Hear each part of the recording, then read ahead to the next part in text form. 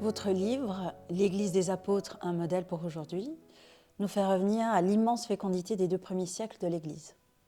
En quoi ce retour aux racines est-il pertinent pour faire face aux défis actuels?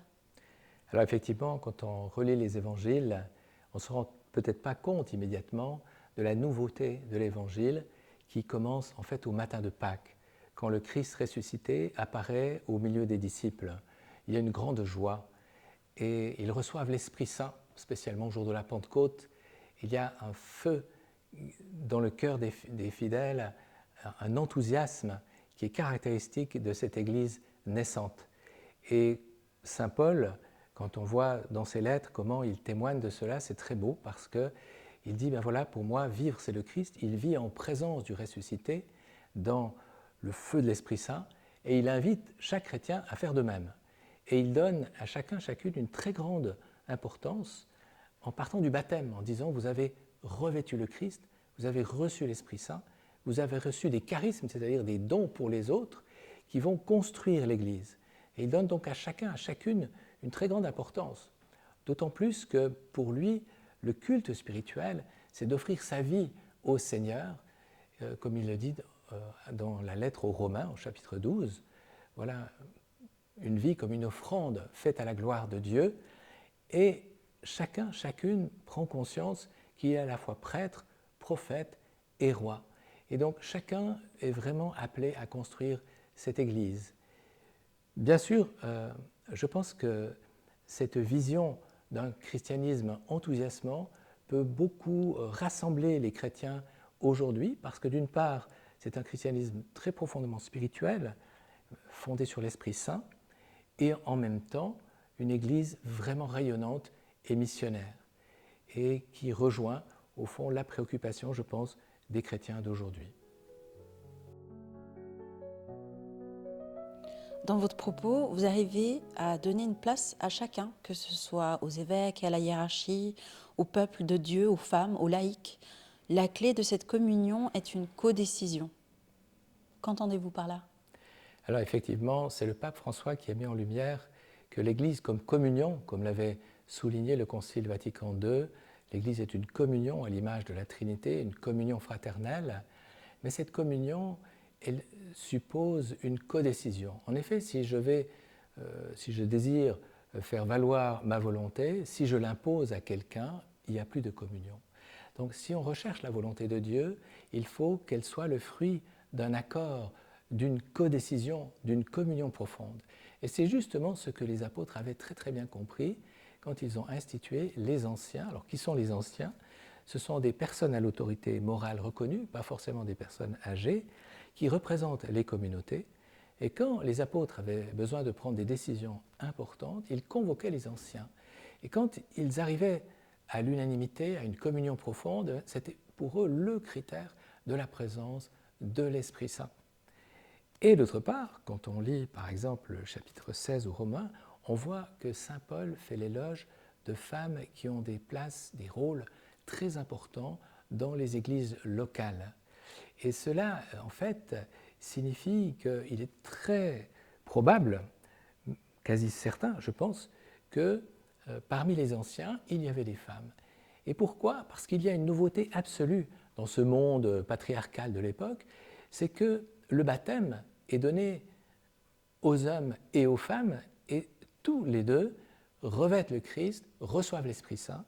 Et donc, comme dira Saint Paul, il n'y a plus ni homme ni femme, tous sont égaux, tous ont reçu l'Esprit Saint, tous ont reçu l'autorité de l'Esprit Saint, même l'autorité du Christ, ils ont revêtu le Christ, et ils ont chacun, chacune des charismes personnels, c'est-à-dire des dons pour les autres. Et quand on voit comment Saint Paul en parle, comment il conçoit l'Église, eh bien, il conçoit l'Église comme un corps, Romains au chapitre 12, et chacun est membre de ce corps, et tous créent ce corps de l'Église harmonieux, et chacun pour sa part, c'est-à-dire chacun avec son charisme personnel. Et ce charisme, c'est un don de l'Esprit Saint qui est donné pour la construction de l'Église, et qui dit charisme, dit un don, et donc l'autorité que contient ce don. Et donc, si on reconnaît que chacun, chacune a un charisme, on reconnaît en même temps son autorité. Et donc, on voit à quel point l'Église est appelée à être comme on le dit aujourd'hui, synodal, collégial, où il faut vraiment être à l'écoute des uns et des autres pour pouvoir construire cette Église comme communion, qui est vraiment le dessein de Dieu.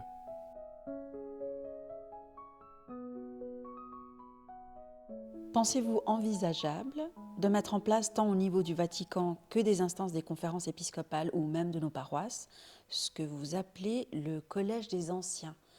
Est-ce que ce n'est pas trop idéaliste? Alors au contraire, je pense que c'est extrêmement envisageable d'une part et nécessaire aujourd'hui, parce qu'en effet, aujourd'hui, ce que l'on constate, c'est que les décisions en Église sont prises soit par les évêques, soit par les prêtres, c'est-à-dire uniquement par les hommes. Et ça pose une vraie question. Aujourd'hui, c'est une Église qui semble avoir des reliquats de patriarcat. Et justement, c'est ce que les apôtres, encore une fois, montrent très bien en mettant en place les anciens qui représentent la communauté. Et on peut dire que c'est justement dans le dessein de Dieu que le Christ, qui revendique lui-même le titre d'époux, met en face de lui une épouse, qui est l'Église, qui est à la fois épouse et mère. Et cette épouse, elle est élevée à la hauteur du Christ par le don de l'Esprit Saint. Elle revêt même le Christ. Donc elle a une égale dignité. Comme dit Saint Jean de la Croix, notamment, ce que le Christ est par nature, nous le sommes par grâce, par don gratuit. Et c'est vraiment la volonté de Dieu que d'élever à égalité l'épouse. Et donc, cela signifie qu'il est nécessaire, pour faire droit à la réalité de l'Église voulue par le Christ, d'avoir une vraie collégialité, un partage des décisions. Et je verrai justement tout spécialement les femmes, parce que dans le dessein du Créateur, qui a créé l'homme et la femme, il les a vus comme une communion et une codécision. Non pas justement comme dans l'Église patriarcale où la femme est soumise et se tait. À l'inverse, comme on voit déjà d'emblée au matin de Pâques, le Christ apparaît d'abord aux femmes, notamment à Marie-Madeleine, qui représente justement l'humanité sauvée par le Christ, et il l'engage à annoncer à ses frères la bonne nouvelle du Christ ressuscité. Il en fait l'apôtre des apôtres. Et notamment aussi l'onction de Béthanie, c'est très très beau parce que justement c'est une femme qui oint le corps du Christ, et le Christ prend la défense de cette femme en disant chaque fois que l'évangile est annoncé dans le monde, on fera mémoire de ce geste. Donc c'est très impressionnant. Et je pense donc qu'il est absolument nécessaire de créer cette église synodale, collégiale, et spécialement avec un collège de femmes, des femmes qui ont justement cette qualité des anciens, c'est-à-dire une autorité morale reconnue, pour mettre en face du collège des 12, parce que ça aussi c'est assez impressionnant, c'est que le Christ a choisi 12 hommes parmi les 12 apôtres. Et je pense que ce n'est pas pour rien, il pouvait faire autrement, certainement.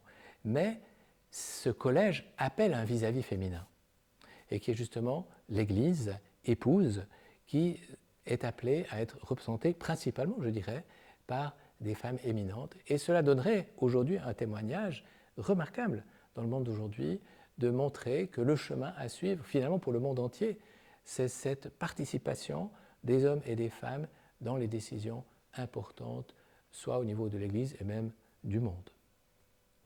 Évidemment, ce partage d'autorité va se conjuguer de façon différente, qu'on soit au niveau du Saint-Siège, le Vatican, des diocèses ou de la paroisse.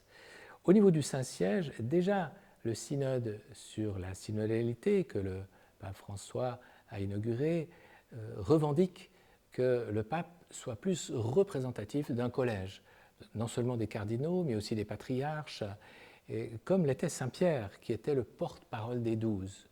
Mais on pourrait aussi imaginer, je pense que c'est nécessaire, c'est qu'il y a déjà au Vatican le dicaster pour les laïcs, c'est-à-dire une certaine représentativité des laïcs au Vatican, qui porte la voix des laïcs au Vatican. Mais alors, justement, je pense qu'il faudrait élever cette réalité à une réalité synodale, beaucoup plus codécisionnelle, pour que vraiment il y ait ce partage des décisions, même au niveau du Saint-Siège, où le pape est témoin, au fond, de l'Église comme communion. Et comme je l'ai dit tout à l'heure, pour être vraiment le pasteur de la communion, il faut être aussi le pasteur de la codécision. Et puis au niveau des diocèses, je pense que dans chaque diocèse, il est tout à fait envisageable de créer un synode permanent avec principalement des femmes, justement, pour mettre en œuvre cette codécision voulue par le Christ. Au niveau des paroisses, c'est un petit peu différent parce que parfois, dans certaines paroisses, surtout rurales, on ne va peut-être pas trouver des personnes très bien formées et très compétentes. Et c'est souvent l'équipe pastorale, qui est d'ailleurs aussi souvent aujourd'hui composée de femmes, des catéchistes, des enseignantes, qui vont mettre en œuvre la pastorale. Mais il y a aussi le conseil de paroisse. Et ce conseil de paroisse, il est très important parce qu'il représente la réalité concrète de la paroisse. Et justement, l'exemple de Saint Paul est particulièrement éminent parce que Saint Paul se penche sur les petits, les pauvres, les faibles, comme le Christ, à l'instar du Christ. Et pour lui, c'est très important de pouvoir rejoindre le plus petit, le plus pauvre, pour rendre témoignage de l'Évangile. Et donc l'équipe pastorale au niveau de la paroisse doit absolument être à l'écoute du conseil pastoral pour prendre des décisions qui soient approuvées par le conseil de paroisse. Parce que si la pastorale n'est pas approuvée par les gens, elle ne peut pas être féconde. Votre livre aborde la question des abus dans l'Église sous l'angle de l'abus d'autorité qui se produit parfois par les prêtres. Pensez-vous que votre proposition d'une Église synodale puisse résoudre ce problème ? Absolument. Parce que justement, ce qui est très impressionnant avec les apôtres, c'est qu'on pourrait s'imaginer que les apôtres aient une autorité très très grande parmi les chrétiens. Ils l'avaient certainement. Mais justement, et à l'école du Christ, ils ne veulent pas s'imposer.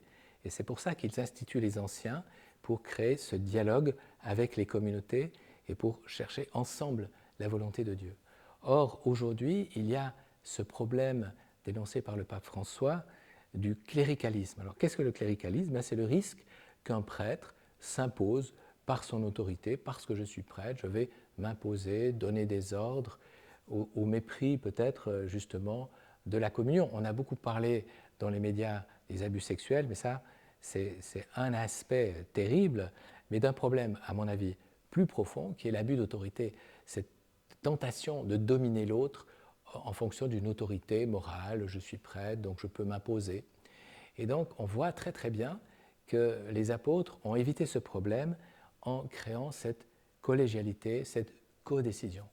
Donc, effectivement, dès qu'on va créer au niveau des diocèses, même au niveau des paroisses, beaucoup plus de collégialité, le prêtre est recentré, il ne peut plus s'imposer, il est obligé d'écouter et de faire droit à cette recherche de communion qui est l'essence même de l'Église, et pour pouvoir être véritablement au service, à l'exemple de Saint Paul aussi, qui lui agissait comme un sourcier.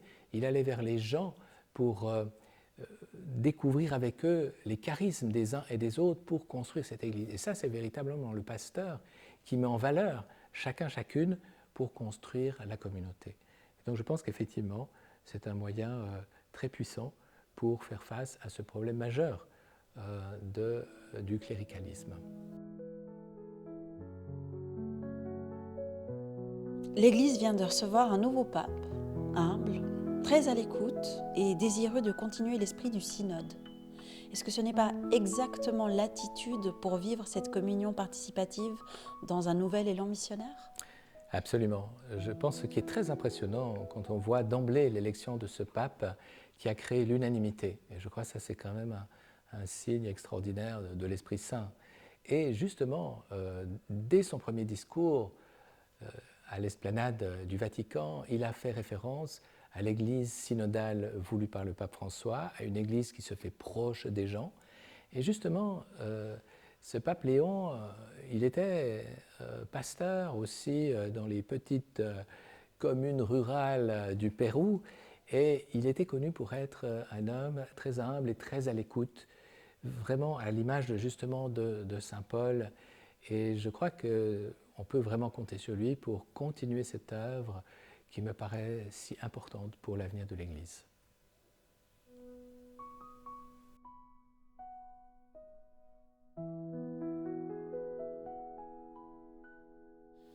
À l'origine, il n'y avait ni catholiques, ni orthodoxes, ni protestants. Votre vision d'une gouvernance de communion pourrait-elle être porteuse d'un nouvel élan écuménique? Alors je le pense vraiment, parce qu'en fait, en revenant au 1er siècle, on va retrouver donc cette structure où chacun, chacune a une place éminente, et ça, les protestants l'ont très très bien vu, et ils ont donné à chaque baptisé une importance majeure pour construire les communautés chrétiennes. Et puis, d'autre part, les orthodoxes sont très sensibles à la notion de communion, et ils ont aussi conservé depuis les origines des synodes dans lesquels font partie des laïcs. Donc ce que je dis n'est pas une nouveauté. On a vu qu'elle existait du temps des apôtres, qu'elle existe encore aujourd'hui du temps aujourd'hui chez les orthodoxes, et je pense que c'est vraiment quelque chose qui peut nous rapprocher aussi des orthodoxes. D'autre part, et ça c'est très intéressant, je crois, de le souligner, c'est qu'au 1er siècle, les chrétiens avaient l'impression que tout était arrivé, le Christ est ressuscité, le don de l'Esprit, et pourtant, tout d'un coup, ils se rendent compte qu'il y a des problèmes. Il y a des divisions au niveau de l'Eucharistie, de la doctrine, des communautés entre elles. C'est bien humain. Et alors, à la mort des apôtres, et certainement sous leur impulsion, ils ont institué cette structure très solide d'évêques successeurs des apôtres avec leurs délégués qui sont les prêtres pour assurer la validité de l'Eucharistie, c'est-à-dire une Eucharistie célébrée selon la volonté des apôtres. Ils vont assurer la transmission de la doctrine, l'unité aussi des communautés autour de l'église de Pierre et Paul, l'église de Rome. Cette communion avec l'église de Rome est une garantie de fidélité au Christ. Mais cela se fera au détriment des laïcs et des femmes. Et ça vient certainement des judaïsants, c'est-à-dire, il faut bien se rendre compte qu'au 1er siècle, c'était tous des juifs convertis. Et puis, tout d'un coup, pour ces juifs, c'est quand même très étonnant parce qu'on ne voit plus les prêtres, tous sont prêtres par le baptême, tous sont prêtres, prophètes et rois ou reines.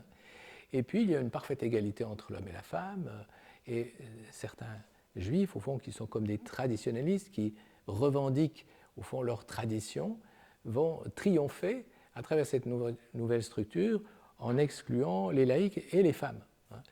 Et donc, on voit d'ailleurs, à travers les lettres de Saint Paul, tout ce débat au sujet des femmes. Tantôt, elles sont à l'égal du Christ par le baptême, tantôt, elles doivent se taire. Et donc, il y a un débat qui ne sera pas résolu. Et donc, je pense qu'il est extrêmement important à la fois de valoriser cette hiérarchie apostolique qui garantit l'unité des communautés, de la doctrine, de l'Eucharistie, mais vraiment en reprenant cette intuition extraordinaire des apôtres, qu'on voit très bien soulignée par saint Paul, de cette égale dignité de tous, des hommes et des femmes, grâce au baptême, de valoriser énormément le baptême. Et de cette manière-là, on va faire droit à la fois aux protestants, aux catholiques et aux orthodoxes.